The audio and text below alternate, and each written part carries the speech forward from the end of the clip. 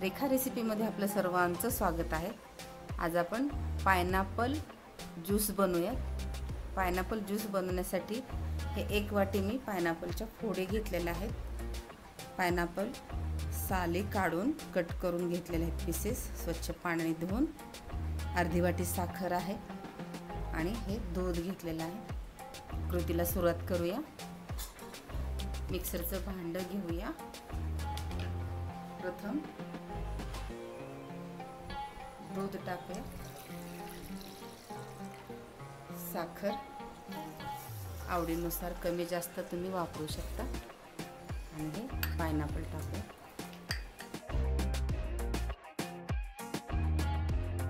झाकण लावून मिक्सरला वाटून घेऊया।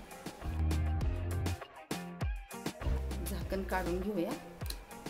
आपला हा पायनॅपल ज्यूस रेडी झालेला आहे।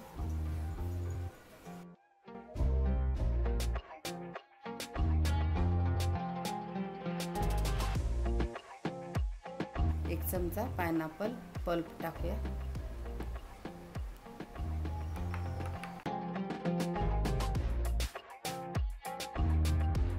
वरून थोडीशी डाळिंब टाकूया। अशा पद्धतीने आपला हा साधा आणि सोपा पायनॅपल ज्यूस तयार झालेला आहे। तुम्ही सुद्धा नक्की बनवून बघा आणि आपल्या चॅनलला सबस्क्राइब करा।